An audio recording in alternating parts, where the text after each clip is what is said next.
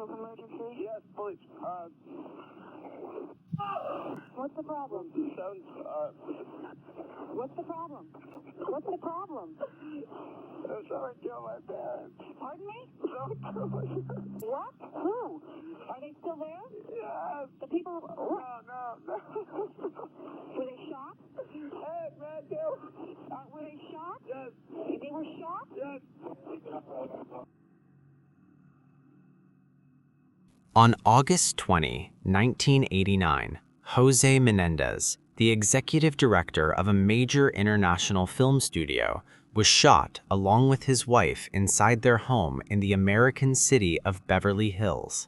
There was no one in the house except the two brothers, Lyle and Eric Menendez. So what is their story and what really happened that day?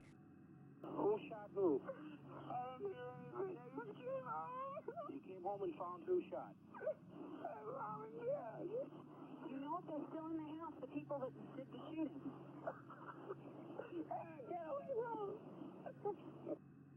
This call was made by 21-year-old Lyle Menendez, who, along with his 18-year-old brother, Eric Menendez, had returned from a movie screening to find their parents lying dead in their father's mansion in Beverly Hills. After the call, the police headed to Jose's house, or the mansion, and found the two brothers, Lyle and Eric. They were in a complete state of breakdown, crying and screaming, in a totally devastated psychological condition. Eric ran from the doorway across the driveway to this tree and started trying to bash his head against the tree. As soon as the police entered the house, they were shocked by what they saw. They found Jose shot 6 times in different parts of his body, with the final shot to his head. His wife, Kitty, had been shot 10 times. There was no one else except the two brothers, who were in a collapsed psychological state, until one of them finally spoke, Eric, who was 21 years old, and said that the murders had occurred while they were at the cinema watching the 1989 film Batman. At first, the police did not accuse the brothers, but they began an intensive criminal investigation into Jose, as he was a well-known and important figure. The case spread everywhere in newspapers, and the neighborhood, once quiet, turned into a gathering place for police, news channels, photographers, and even residents. At that time, the police considered all possibilities and focused on anyone who might have held a grudge against him, given his fame and influence in a major field like cinema. But if we go back to before the crime and understand who the Menendez family was, Jose Menendez was born in Havana in May 1944 and studied at the University of Illinois, where he met his wife, Louise "Kitty" Anderson. They married in 1963 and moved to New York City, where they had their first son, Joseph Lyle, known as Lyle. In 1968, Kitty left her job, which led the family to move to New Jersey. 2 years later, in 1970, their second son, Eric, was born. The family settled in Princeton, where the brothers grew up and studied until a turning point in 1986, when Jose moved his family to Beverly Hills after becoming an executive in a film production company called International Video Entertainment. Because of Jose's high position, the brothers lived a very luxurious life. They received training in tennis and became highly skilled. Eric even played at a national level. As for Lyle, the family hoped he would follow in his father's footsteps in business and production. But despite this luxurious life, Jose was known to be a very strict and harsh father. He was a disciplined man who followed strict rules and raised his sons on them so they would become men of high status. He believed in the principle, you reap what you sow, but he did not realize that his harshness would change how his sons saw him. Both studied at Princeton Day School, which is academically strong, but Eric and Lyle's performance was average. Teachers noticed that they were not mature for their age and had some learning difficulties, but Jose, as mentioned, did not listen to these observations. He tried to make his sons fully independent and responsible for even the smallest actions and consequences so they could face life's hardships in the future. After their parents' death, they inherited millions of dollars, which led them to buy luxury brands, expensive watches, and travel to the most luxurious hotels in the world. Lyle returned to the Princeton area and began a kind of spending frenzy. His friends say they thought it was his way of dealing with his grief. Over several weeks, he bought clothes, a Rolex, a $62,000 Porsche. Rather than return to school, he bought a restaurant, saying his mother would have been pleased. Friends say it was a strange, swaggering imitation of his businessman father. They spent money on apartments in towers and investments across Europe, claiming it was to cope with the trauma of their parents' murder. It was said they spent $700,000 before becoming suspects. Despite the lack of direct evidence against them, the behavior of one of the brothers raised suspicion. The evidence was not strong materially, but based on police suspicions. Despite their wealthy lifestyle, they suffered from ongoing psychological issues, which led Eric to seek help from a psychologist named Jerome Oziel. After months of sessions, Lyle also joined. At one point, the boy slipped and confessed to the doctor about what he and his brother had done. Within seconds, fear filled Eric's heart as he was exposed, so he threatened the doctor with death and a similar fate if he told anyone. In 1990, authorities received a report from a woman named Judalyn Smith, who was the psychologist's girlfriend. She made serious accusations, claiming the brothers had confessed during therapy sessions to committing the crime. Fortunately, there was an audio recording of those sessions. After her breakup with Jerome, she went to the police. On March 8, 1990, Beverly Hills police arrested Lyle, and 2 days later, Eric was arrested at Los Angeles Airport while traveling to participate in a tennis tournament. The news of the brothers' arrest hit the family's acquaintances like an axe to the head. They described the family relationship as wonderful, cohesive, and ideal, an example of a happy family. So how could something so horrific happen, especially from two calm young men like Lyle and Eric? On July 20, 1993, the brothers' trial began, attracting massive public and media attention.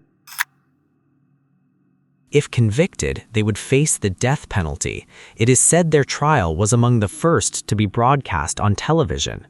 Each session attracted thousands of viewers. The reason was simple. The case involved a wealthy and famous family, and the crime was the killing of well-known parents by their own sons. As for Lyle and Eric, they began admitting to several things to justify their actions in court. They stated that their father abused them, that they lived in fear and pressure because of him, and added that he sexually abused them. Eric stated that he suffered abuse for many years, and that his father even threatened to kill them if they revealed the family secret. They also testified that their mother knew about their father's actions, but did nothing. She was supposed to protect them. This claim was supported by recordings of therapy sessions where they discussed their motives. They also explained why they killed their mother, not only because she did not protect them from the abuse, but they claimed they found a letter she had written before the incident that influenced their decision, saying it reflected her wish, as it was alleged she intended to end her life. When Eric took the stand, he described in detail the abuse they endured over the years. Then, Lyle testified, confirming their father's abusive behavior during their childhood. Evidence was presented, including inappropriate photos from their childhood, which were shown in court. The brothers described disturbing details of what their father did, some so shocking that they were not shown. Even during their testimony, the psychological impact was clear. Their childhood experiences had completely devastated their mental state.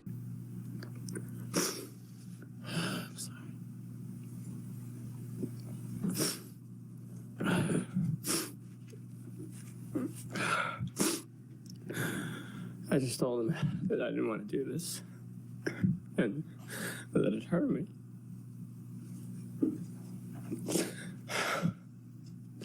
And he said that he didn't mean to hurt me. And he loved me. Was that important to you, that he loved you? Yes, very. You're telling Lyle what? Was it you telling Lyle about something that was happening. My dad.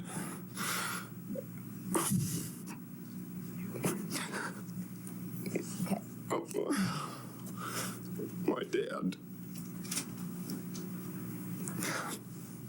Your Honor, can I ask a leading question? During the abuse period, each believed he was the only victim until they discovered they were experiencing the same thing. As mentioned earlier about their strong bond, Lyle also spoke about it, saying, "I am the older brother, so I found myself trying to protect Eric a little from what he went through in childhood." Lyle continued, "In the end, it was very easy to realize that I could not save or protect him as I thought. When they tried to confront their father and told him they rejected this behavior, they claimed their parents feared scandal and threatened to kill them if they spoke, forcing them into silence." A person named Anderson also testified about strange things in the house. In the mid-1970s, their cousin Diane said Lyle told her about the sexual abuse, while Eric continued to express fear up to the time of the crime. Friends also described the father as controlling and harsh, which led to long-term psychological isolation for the brothers. A crime scene analyst said the nature of the killing indicated revenge and that the crime was spontaneous, not premeditated. Before the incident, some friends noticed unusual behavior. One of Eric's friends said he confessed plans to kill his mother, while another noticed a dark side in Eric's personality before the crime. However, a man named Donovan, Lyle's closest friend, said they were lying, but the recordings contradicted his statement, so his testimony was disregarded, strengthening the brothers' position. Was that an interview you had with him in March of 1992? I can't recall when I did the interview. You talked to Mr. Rand on several occasions, is that correct? Yes. And you were interviewed by several other reporters, is that correct? Yes. And having listened to the tape now, On January 13, 1994, after long sessions, the jury reached a deadlock and could not decide whether they were criminals or victims, leading to a mistrial. Public opinion was divided. The second trial began in August 1995, but media coverage was banned by the judge.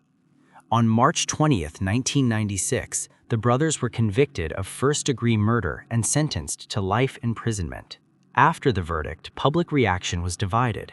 Some supported the brothers due to the abuse allegations, while others rejected any leniency, considering the crime violent and premeditated. The case sparked wide debate about justice. Surprisingly, the case did not end there.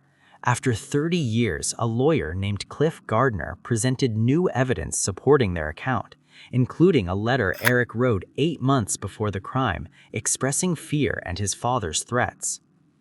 Later, another witness named Roy Rosseo, a former member of the band Menudo, appeared in a 2023 documentary and said he had been sexually abused by Jose Menendez at the age of 13 or 14. This testimony emerged during attempts to reopen the case, but it has not changed the verdict so far.